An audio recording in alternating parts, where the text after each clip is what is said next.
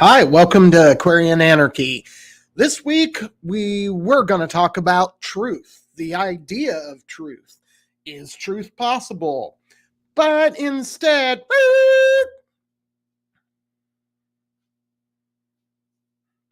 what we're going to talk about is a lot of fuckery that is going on in the world right now. And you'll also notice that Nicco and Chad aren't with me today. They both had something that came up that was important, and I felt like that this needed to be covered, so I'm going to go ahead and get into that. But before I do, I'm going to bring you an introduction. Instead of our usually scheduled program, I'm also going to let Cassius Cam take this one. Here's the introduction.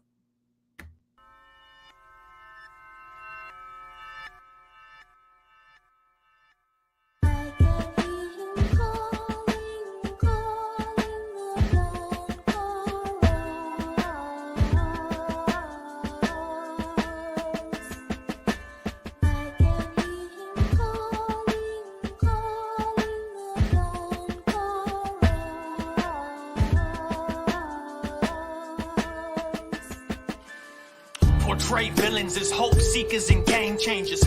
Make billions off dope sneakers from slave labor. They are devils who stay sinning and play savior. They arm rebels who make victims we'll save later. These elites got tricky plans, but I'm seeing farther. Uncle Sam got sticky hands like Peter Parker. Abuse a man of honor, use them like they cannon fodder. Consume funds, confuse sons and abandon daughters.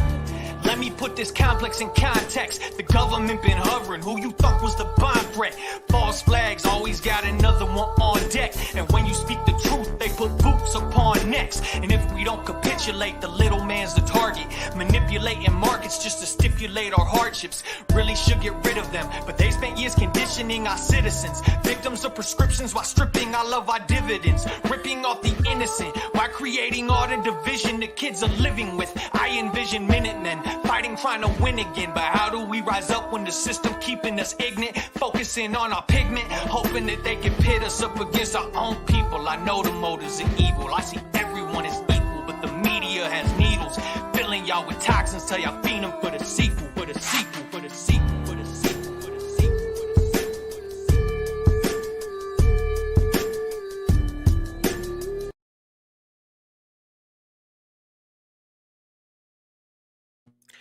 And with that introduction from Cassius Cam, I would like to give our listening audience the quote for the evening. This is from Benjamin Franklin. There was never a bad peace or a good war. Absolutely the truth. So if anybody in this audience is not aware, where you been, man? We're at war again. The first thing I'm going to start with is give a overview. This is from antiwar.com. Again, all of these are going to be in the description below. So if you want to go down there and find the original article. But this is the article that is originally by Kyle Anzalone. I don't know, Anzalone. I'm not sure if I pronounced that correct, but the headline is over 1,000 dead. Israel PM says we are at war after Hamas attacks by land, air, and sea. So there's the headline. So that's pretty dire. And this is coming from antiwar.com just to start with. So just to continue, Israel Prime Minister Benjamin Netanyahu declared, we are at war. This is not an operation after Hamas launched thousands of missiles and seized villages near Gaza. The political leaders of Hamas said that the ongoing attacks are a response to the Israeli treatment of Palestinians at the Al-Aqsa Mosque. All right, so we're going to start there. For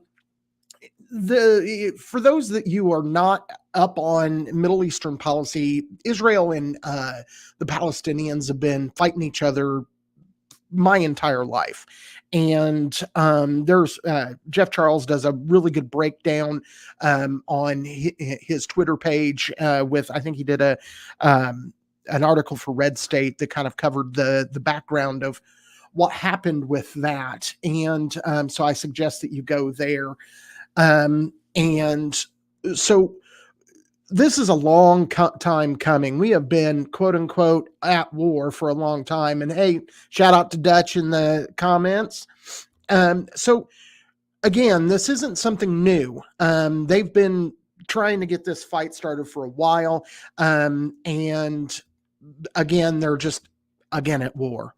So on Saturday morning, fighters from Hamas invaded villages near Gaza. The group says its fighters used paratroops, ships, and cut through border fence to conduct the operations. Hamas claims it has captured several Israeli soldiers and villages. Human rights groups consider Gaza an open-air prison. That's absolutely the truth. The bottom line is, again, there is no clear good guy in war. It's always about trying to, see which guy's got the bigger stick. They're usually both shit bags, and that's the case here. All of those terrorists in Hamas are nothing more than exactly that. They're terrorists trying to inflict as much damage as possible to Israel. And Israel, on the opposite side of that, is a bunch of shitbags too. They treat these people like they are not citizens. They treat them like they are barely human. And in fact, today, the Israeli prime minister came out and said as much, that these are monsters and that we don't treat them as human, because that is exactly what you pronounce and you start dehumanizing people when you've decided that you are going to exterminate or cause genocide, which is what seems to be the case. The bottom line is the Israeli government has cut off since this started, has cut off the power, the water, and the food and medicine going into the Gaza Strip. So, because it's for the kids, I'm sure it's for the kids, but again, neither of these sides are good. All right. So to continue the article, Hamas used parasails to fly over the border and destroyed parts of Israeli fence to break out of Gaza. In addition to the ground operations, the Palestinian militia launched thousands of rockets into Israel, with cities such as Tel Aviv reporting damage. Reports say Hamas has fired between 2,000 and 5,000 munitions. Israeli officials say that at least 660, I'm betting that's 666, have been killed and thousands wounded. The Palestinian Health Ministry reports 420 Palestinians have been killed and an estimated 2,000 wounded. Reports say between 13 and 21 Israeli villages were infiltrated by Hamas. An Israeli official said that Palestinian forces were able to capture the headquarters of Israeli military unit near Gaza. The headquarters of the Gaza division in Camp Ra'im is under the control of Iz al-Din al-Qassam brigades, the official explained. I'm going to kind of leave it there. Basically, what has happened to go on is that in that time, the Israeli government has gone all out and is trying to completely stomp not only on the militants but on everyone in Gaza. They're in essence attacking every man, woman, and child within that realm. And so that's kind of where they're at. And as is usually the case, this didn't happen in a vacuum. One of the things that I think people should put into their understanding is that the recent polls that they've been doing of the conflict in Ukraine has shown that the American support, at least the American people's support for that conflict, is waning. They're starting to lose all support because it's going nowhere, and people are starting to see it for what it is, a slush fund for the Pedo-Class to get money from. And so because the military-industrial complex is afraid that it's going to lose its revenue, they've got to start a couple other conflicts. One of the conflicts that I worry about comes to us in another article. This is from CBS. It says U.S. sends aircraft carrier group to Eastern Mediterranean in response to the Hamas attack on Israel. So again, what's going on is the United States has said, "Oh, we're going to back," and Biden immediately came out in support of the Israeli government and said that they will back them up, of course, as if the Israeli government will ever do anything without the permission of the United States. And, the bottom line is that those two governments are walking lockstep with each other. A lot of Republicans have been drifting towards the anti-war stance for months, and they can't have that because they got the Democrats standing right behind their fearless socialist dictator and moving right towards destroying the entire planet in the Ukraine. But some Republicans were starting to question it, whether for strategic reasons or because they actually have, I don't know, ethics and morals.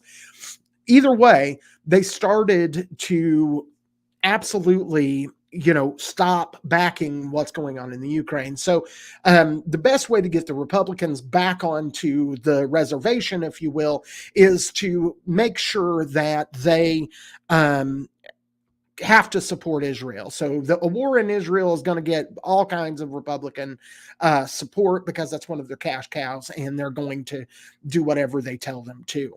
It also isn't happening in a vacuum that between last year and this year, the Chinese government organized a peace between Saudi Arabia and Iran.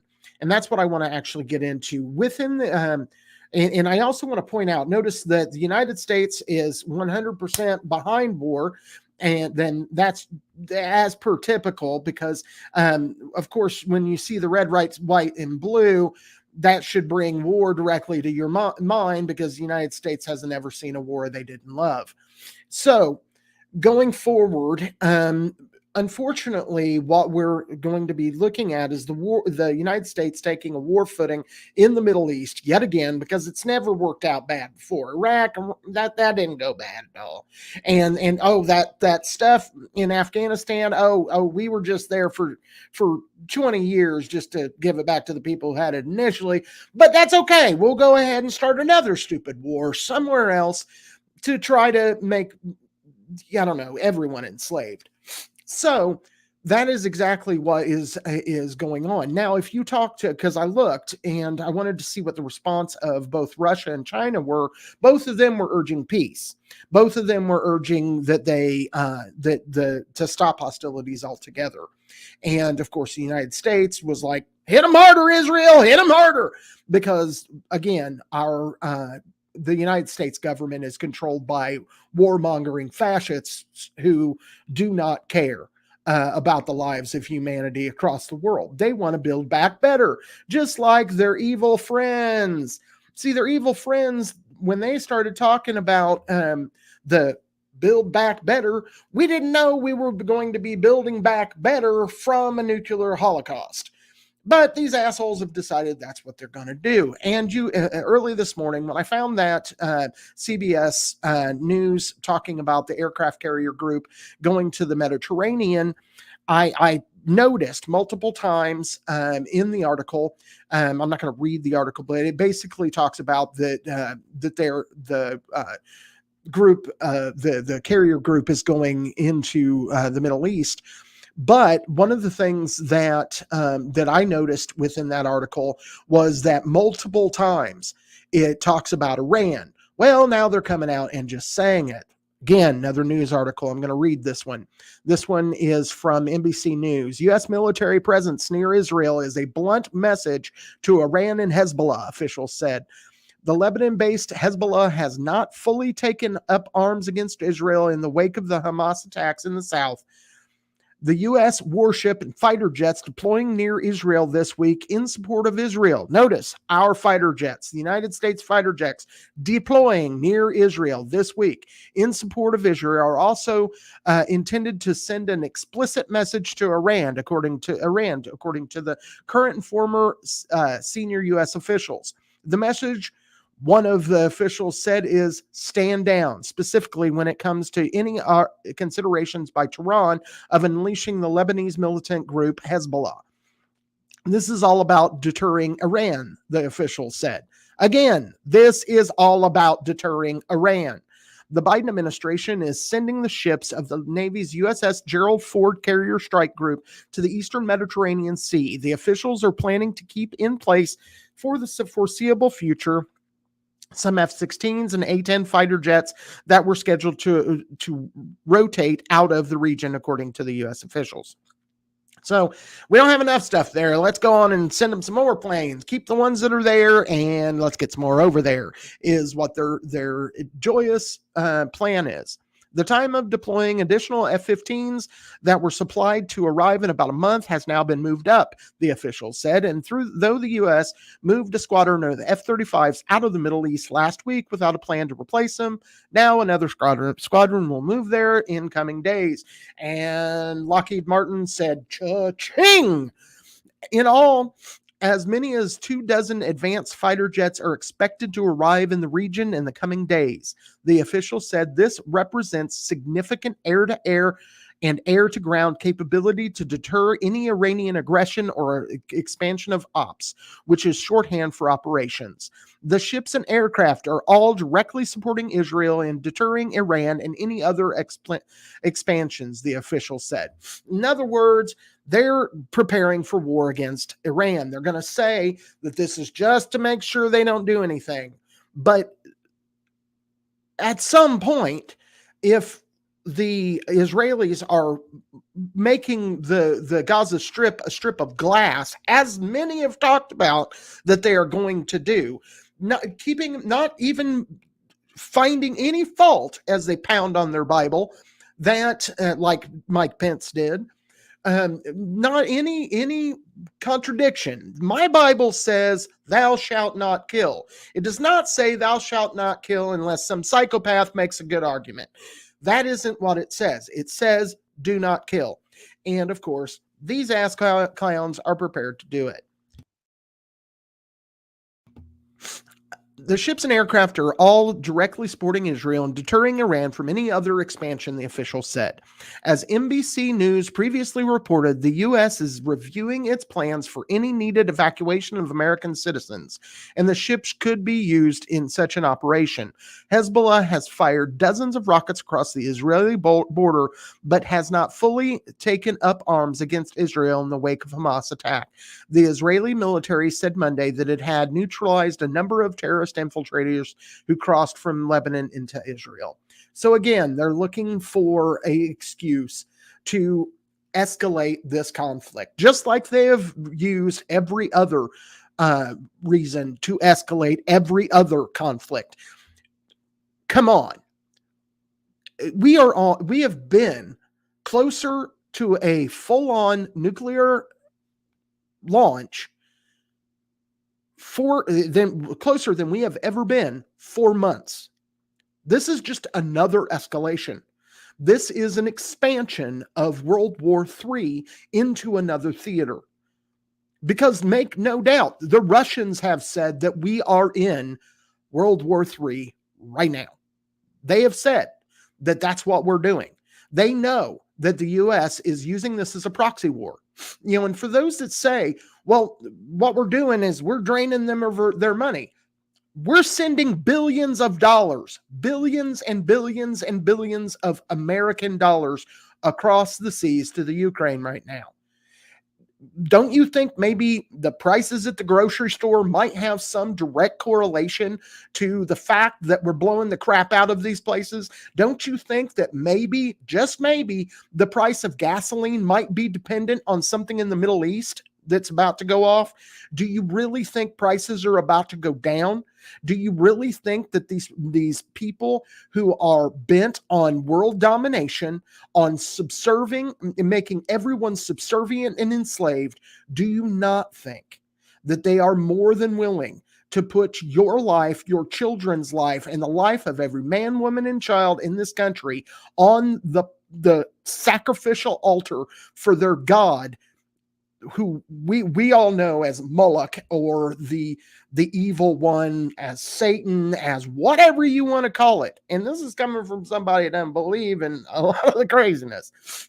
But these are people who are worshiping evil, and they want your children to pay the price, because of course, as is always the case, poor men's children die in the wars started by these elite pedophiles.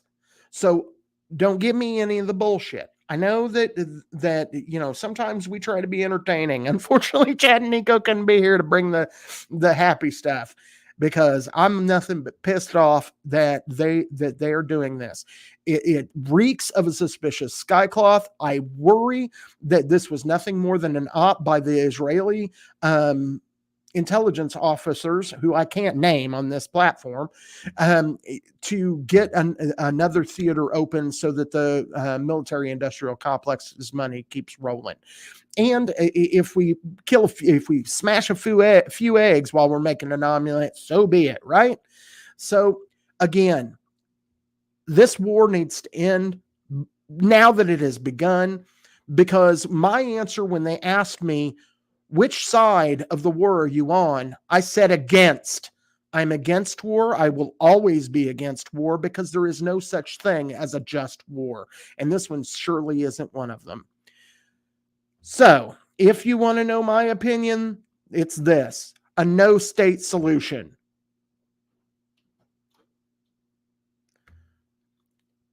In anarchy, you don't have war. Sure, you might have people picking up a gun, but you aren't going to have a whole nation of thousands of people lined up against another nation of thousands of people. You're not going to have weapons that are big enough and strong enough to destroy the entire planet, much less the environment. So yeah, I support a no-state solution that will get us out of this stupid war that was started in the minds of Joe Biden to try to keep his ass in the presidential office.